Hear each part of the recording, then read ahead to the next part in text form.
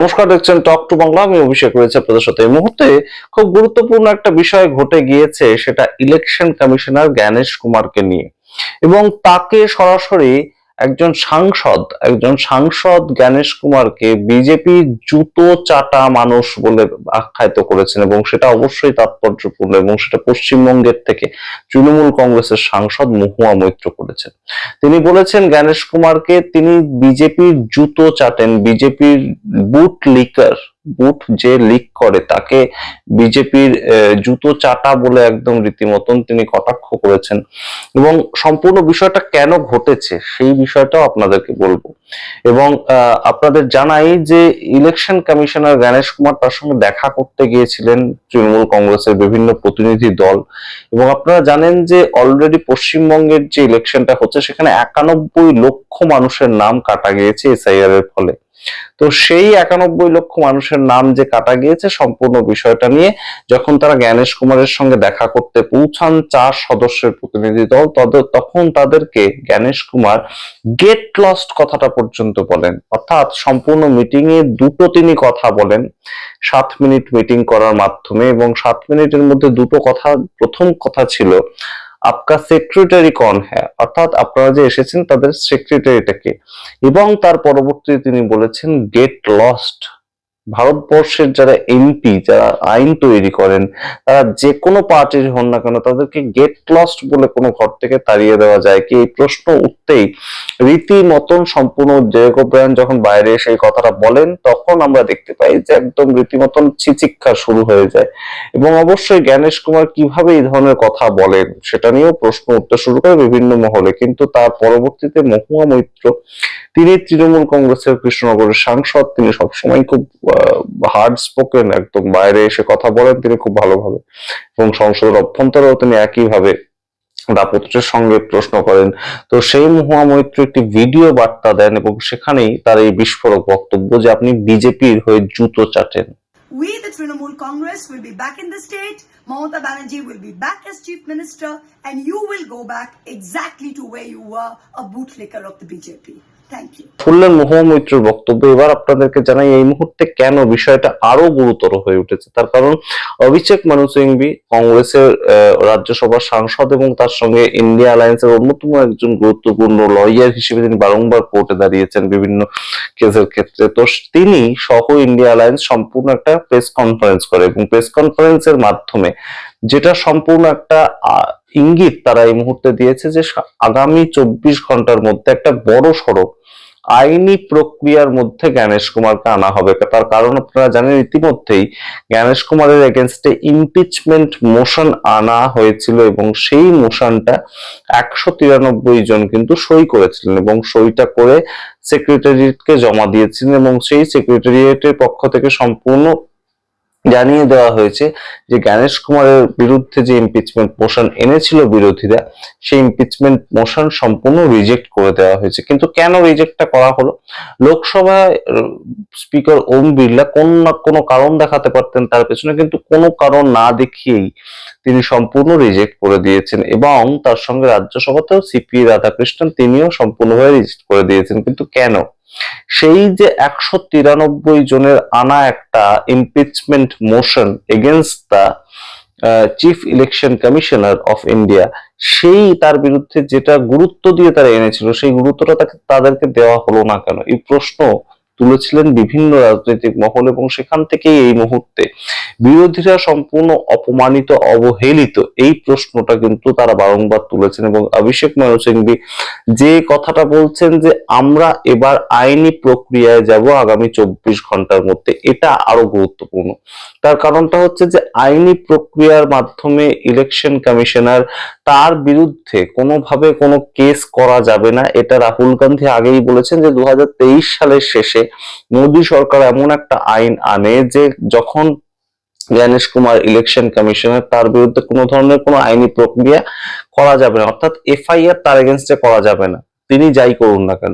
তো সেই জায়গা থেকে এই মুহূর্তে কোন আইনি প্রক্রিয়ায় ইন্ডিয়া অ্যালায়েন্স যাবে, কোন ইস্যুগুলোতে যাবে, কোন আইনের গলিগলতা দিয়ে যাবে, সেগুলো আমরা অবশ্যই নজর রাখবো। সেগুলো ডিটেলে বলা হয়নি প্রেস কনফারেন্সের মাধ্যমে, কিন্তু অবশ্যই আইনি প্রক্রিয়ায় যেতে চলেছে ইন্ডিয়া অ্যালায়েন্স, সেটা কিন্তু তারা জানিয়ে দিয়েছে। এবং ইন্ডিয়া অ্যালায়েন্স বলতে প্রত্যেকটা বিরোধী পার্টি, শুধুমাত্র বিজেপি ছাড়া প্রত্যেকটা বিরোধী পার্টি এই মুহূর্তে কিন্তু একত্রিত হয়ে লড়াইটা করছে।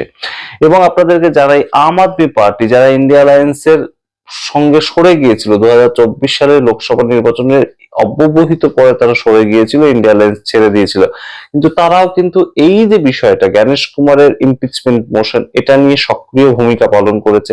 এবং তারাও কিন্তু বলছে যে কোনোভাবেই এসআইআর কে সমর্থন করা যায় না যেভাবে এসআইআর হচ্ছে।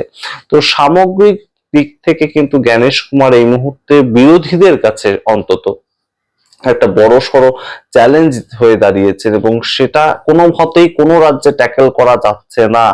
পশ্চিমবঙ্গে যেভাবে সম্পূর্ণ এসআইআর প্রক্রিয়াটা শেষ হলো, সেই এসআইআর প্রক্রিয়াটা নিয়ে যথেষ্ট প্রশ্ন উঠেছে। এবং 91 লক্ষ মানুষ টোটাল, সেটা কিন্তু পশ্চিমবঙ্গে যে টোটাল ভোট ব্যাংক ছিল তার মধ্যে থেকে 12%-এরও বেশি।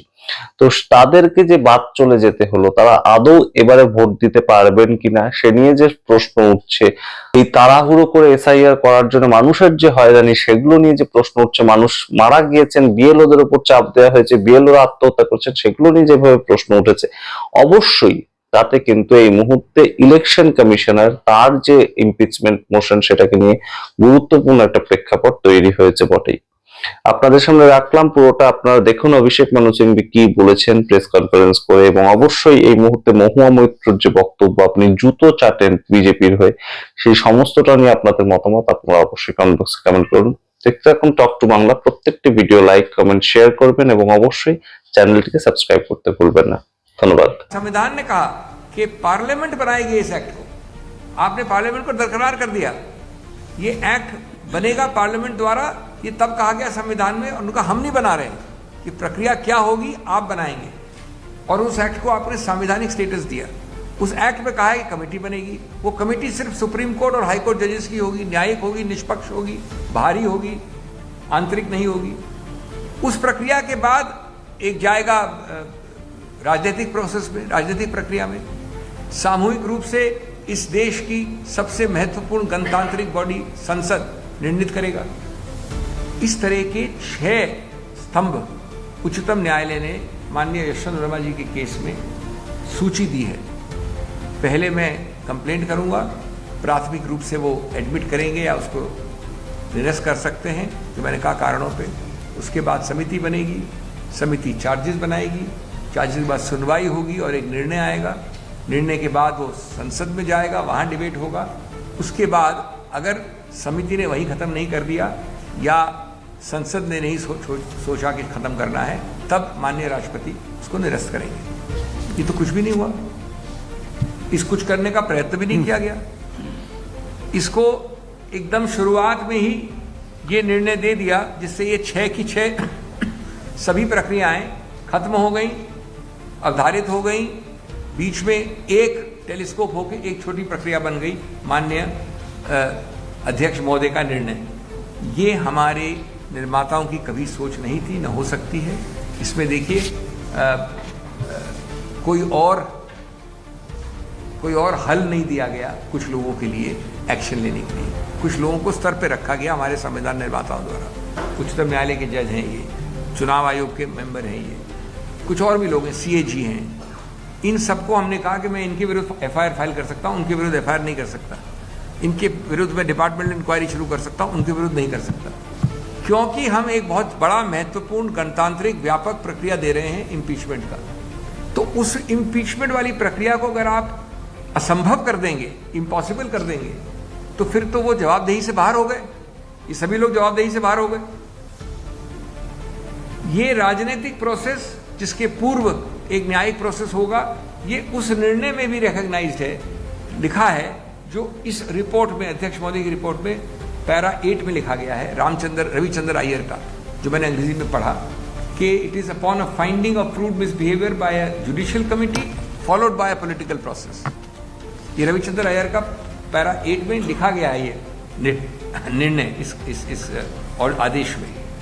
और अगर आप ये अपने अंततोगत्वा इस लॉजिक पे चलेंगे तो कोई भी इम्पीचमेंट प्रोसेस हो नहीं सकता, क्योंकि सब कुछ बहुमत पे आधारित होता है।